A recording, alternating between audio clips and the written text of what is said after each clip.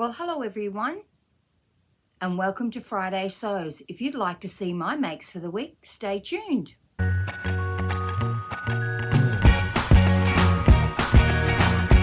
Well, hello everyone, and welcome. I'm Deb, and this is DB Designs and Sewing Australia. Welcome to all my subscribers, and welcome to anyone who's new. Please like and subscribe. And thank you to those people who have bought me a coffee through my Ko-fi account. It is very much appreciated. Now, what have I been making this week? Now, if you remember last week, I had made the Rosary Apparel Rosary shorts, like pajama shorts, for one of my daughters, and I was making a top to go with it. Now, the top in this appallingly printed out pattern cover, and my husband just did tell me that the post office have our printer cartridges, so that'll be handy instead of waiting for Officeworks to deliver, which I don't know, I can get stuff from Queensland faster than I can get it from Officeworks. So this is the top, no shoulder seams, and it did want you to do a bias armhole, but you know, bias binding and double gauze are not always a great pairing. So I just turned over the edges of the sleeve twice, stitched it down. Then on the inside, I just caught that in with a seam from here and stitched it on my sewing machine, then overlocked the edge and just pulled that end of the overlocking back through, double hem. It's got a dart, but it is very, very large. Now I made it based on the pattern recommendations, and so I made an 18, but it's pajamas, so I'm sure it will be fine. And I just put labels in these things so that you'd know the back from the front. So that was my first make, and that was in a double gauze from Unknown, something I had in my stash. So that was the first thing I made. Now the next thing I made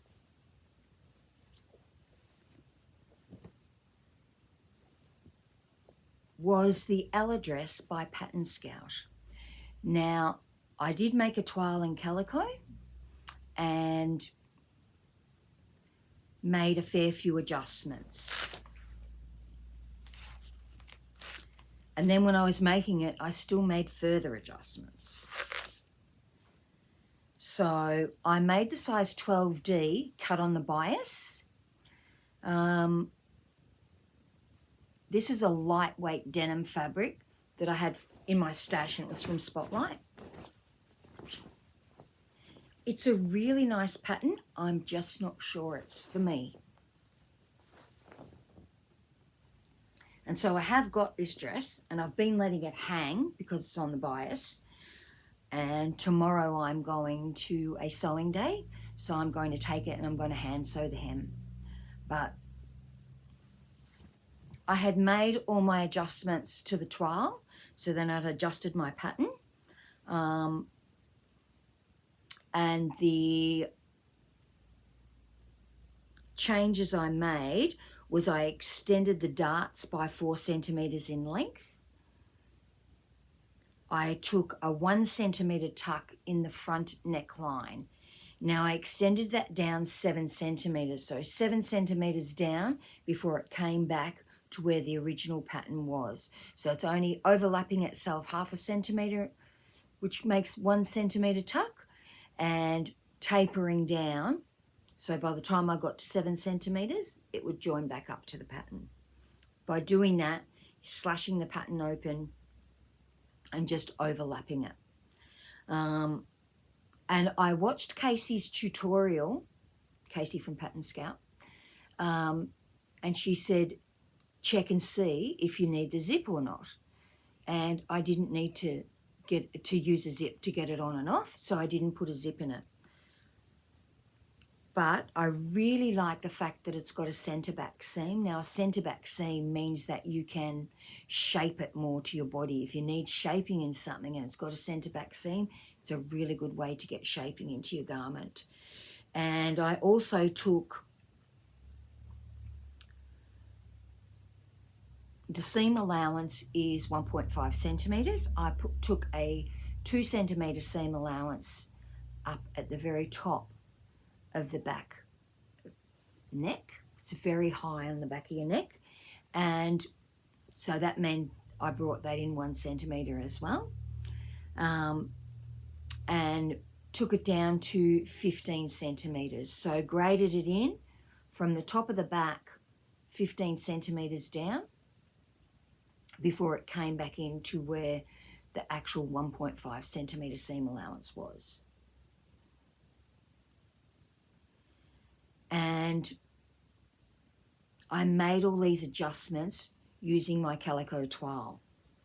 Then when I made it in the denim, it was slightly different. A bit more give in this fabric, and so the bust was a little bit different, and so I altered the bust starts again. This is where they were coming, and I actually added more to it and was happier with the fit. The only problem is when you've got something that is this high in the neck, that's really high for me, it comes across your collarbone. When you go like that, it like gapes there. And I don't think it does it really badly. And so I looked up a whole lot of images of this dress and other, what you would call a boat neck dress. And it does it for everyone. It's not just me. I was thinking because the older you get, you sort of get less flesh up here. And I was thinking I just don't fill it out properly. What adjustments can I make to do that? I'm really happy with how the sleeve fits. Really happy you can't see your bra. Really, really good. Mind you, when I tried it on to take the photos, I had a different bra on. I thought, that's weird. It fits really differently in the bust. Put on the other bra that I had tried it on with when I was making it, and it fitted differently.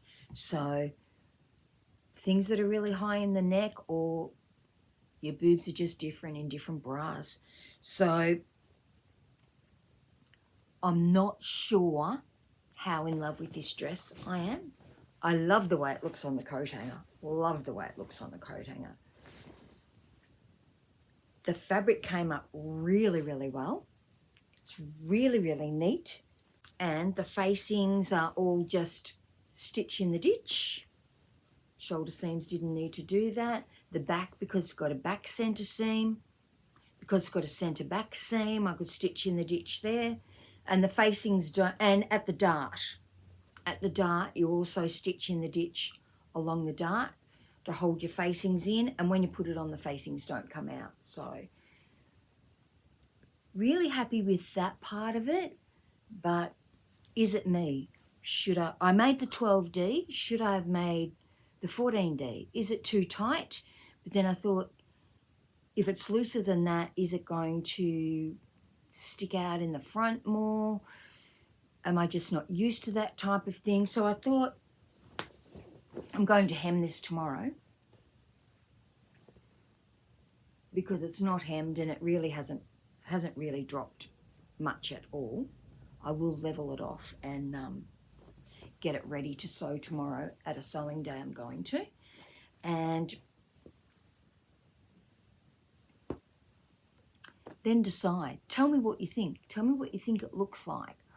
I am embracing the sleevelessness. I just want to... Now, I did this test so that I could make a dress with the beautiful Miss Moresby Christmas Markets fabric. And so I want that to be a dress that I reach for all of the time, and I just don't know, because of the high neck on this, if I would reach for it all the time. So tell me what you think.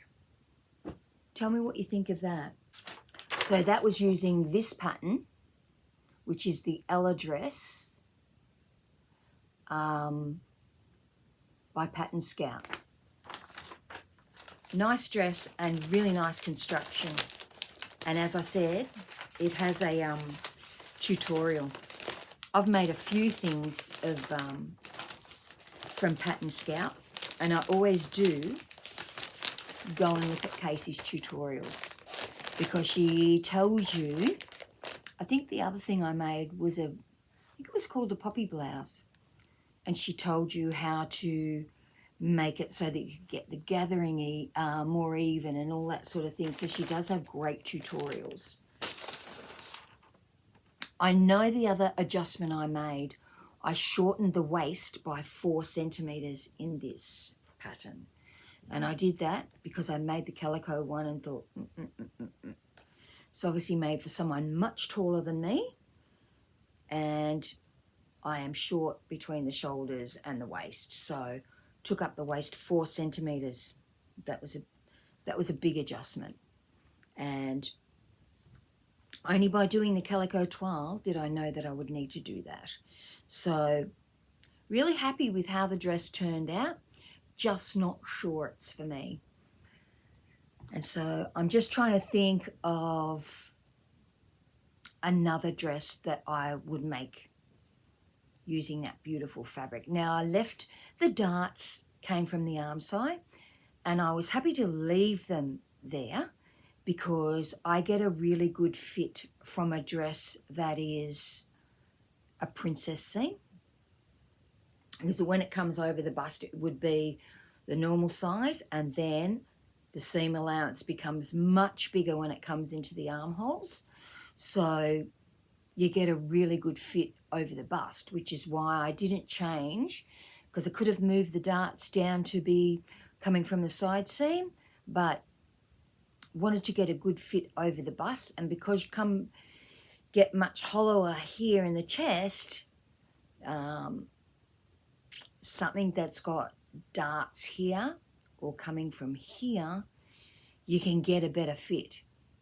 I mean, even if you didn't make a toile, you could just put it on inside out and pin them in, because you often need to do a much wider seam here at the sleeve, and then when it gets down to like just about the top of your bust, starts to go to the normal width of the seam allowance.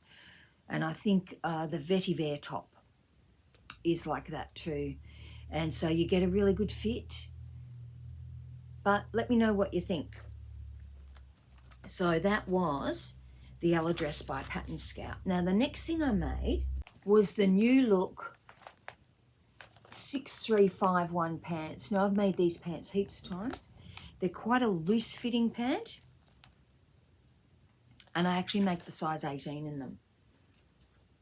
Don't ask me why, that's the size I've always made, and they're quite a good fit. Now I made this in this gorgeous batik fabric that I got from the Dahlia Society. Now this is called Cotton Batik Midsummer Mosaic in Tangerine. The only thing I did was I put side pockets in. So they're my side pockets. They're my side pockets. And the pattern actually only has patch pockets on the back. It has no side pockets. So I made the pants in that. Now this fabric is quite stiff, but it will soften up. And so when I iron it, it goes really, really soft. So even if I keep the outfit on for a long time, I know that it's going to soften up. And I also made a matching top. Little side splits and a band at the bottom. Now I made this using the Paloma Jumpsuit, the top part of the pattern. That's a Nerida Hansen pattern. And I actually made the Australian size 18, which is the US size 14, based on the pattern measurements. So I made a toile. Because I was making an 18, I thought, oh, this sounds really big. So I made a toile and it fitted. So I extended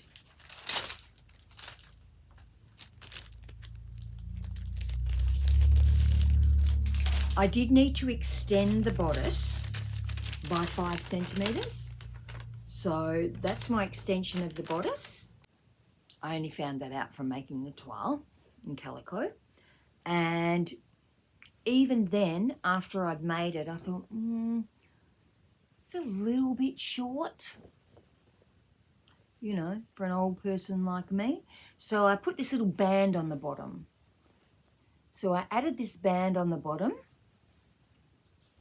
and I've got side splits. It's because I also added 5 centimeters onto the back bodice, and then when I sewed them together, they were different lengths. So there was no way I was taking up the front to match the back. So I left it, so I only stitched it to here, made a side split, sewed some little bands on it. I think the pattern has a facing in the sleeve, but I did a bias binding on the sleeve. This is a bias binding that I sewed onto the inside and then flipped it over and stitched it onto the outside, just like you do for a quilt. So the thing I like about this pattern, and I have seen it made up before, is the shape of the V in the neckline.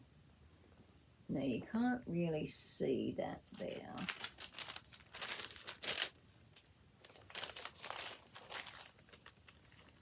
So you can see the shape of the neckline. It's got a really lovely V. Really, really nice shape in the front. So I went with the facing on the neckline.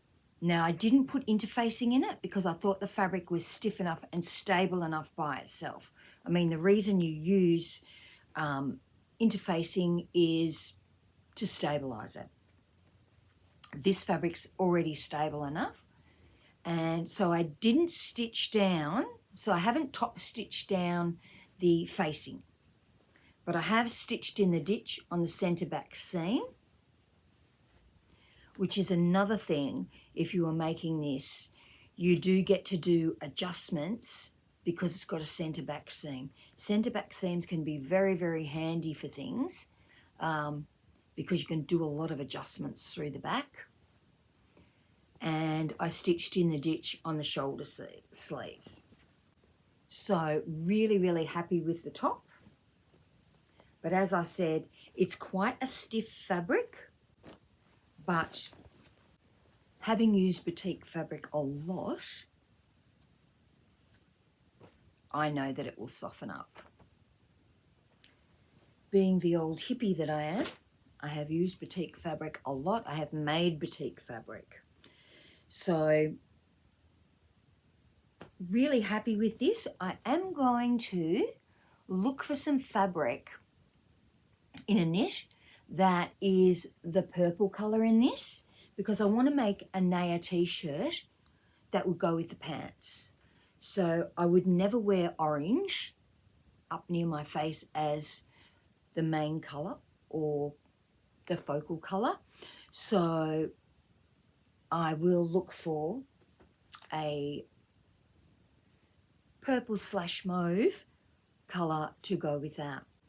What am I wearing today? I am wearing the Duplantier dress by LB Textiles. Now this is in a My Dress Made fabric. It's got pockets.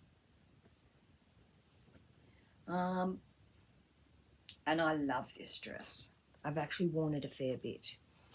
I may need to get changed later because it's going to be 30 degrees today. Now, this was in the Belladonna Deluxe box from the Dahlia Society, which was an ode to Stevie Nicks, I think. But love, love, love, love this French fabric. It's beautiful. What have I got in the pipeline? I've got 5 towels I need to put names on, and a tablecloth I need to make that actually fits over the table properly so I was going to box the corners so that it pulls down tight over the table and doesn't blow off in the wind for an outside table. If I get enough time, I was going to make the birdie jumpsuit by Style Arc. Ooh, a nice bit of shine on that. So I will probably make the V-neck one. It's another one that's got darts coming from the arm side. Maybe that's a sleeveless thing. I haven't made that many sleeveless things.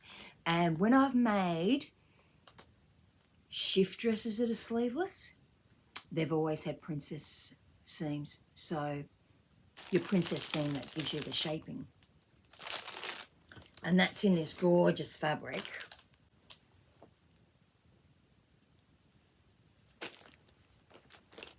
Which I now can't find the label on. There it is. So this is a Euro Visco Wild Amethyst, and it's got a slight stretch. So when we're looking at it, let's show the nice side. It's got a bit of a stretch, so probably ideal for a jumpsuit. Another sleeveless thing. Embracing the sleevelessness. So that'll be another sleeveless outfit. It's going to be 30 today, so I expect it's going to be quite a hot summer. And I always have these rules for myself that you don't wear no sleeves because your arms are hideous. But I always had that rule. And then once we went to China in July, and first day I had to break that rule. And I wore all sleeveless things the whole time because it was so hot. But that's what I'm going to try and get made, as well as doing my tablecloth. The tablecloth won't take long because really I'm just going to measure the table, hem the tablecloth, take it outside, put it on the table, pin down those corners, and then come inside and stitch them. Because I want it to be a really snap fit. I don't want to have to put Velcro on it or some attachment or whatever. I just want it to not blow off in the wind. So it's not really a Christmas tablecloth. I guess it looks a little bit Christmassy.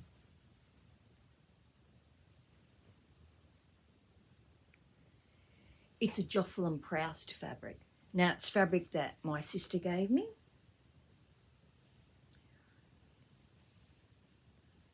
It's exclusive to Spotlight. And so it's quite a heavy fabric. Probably make a nice apron too. Although it might be a bit waterproofy for an apron. So I usually have drill aprons because then you can just rub your hands down the front of you and put it in the washing machine. So it needs to be slightly absorbent, which I find the drill is. This mightn't be 100% cotton. Designed by Jocelyn Proust, exclusive to Spotlight. It doesn't say what it's made up of. It's a little bit canvassy, maybe a little bit outdoorish. So it wouldn't be waterproof, but yeah, I've got heaps of that. So I'll make a tablecloth for outside for it. And then I've got all the towels to do. I know what I've got to tell you. On Sunday, it's the 1st of December. And I've got my advent calendar that I can smell. It smells really beautiful in here. And so, I'll open my first one on Sunday. Hopefully I can keep up with it. It'll be the 12 days of Christmas, so it's only every second day. I won't open it yet because then I'll be tempted to fiddle around and touch every package and all that sort of stuff. So I won't do that yet. So I really need to get the bed put back together because in one of the spare rooms I painted the bed head, which was, I got the bed head from the op shop, one of the op shops, and it was wood and black, and so I've painted it white to go in that bedroom, and I need to put it all back together. So I better get going and do that, or the day will be gone. And maybe on Sunday I'll show you the bed all made up. Hopefully it's all done. So I will talk to you all again on Sunday when I will open my first thing, my first day of Christmas from the Dahlia Society Advent Calendar. Anyway, everybody have a wonderful week and a fabulous weekend. I'll talk to you all soon. Bye.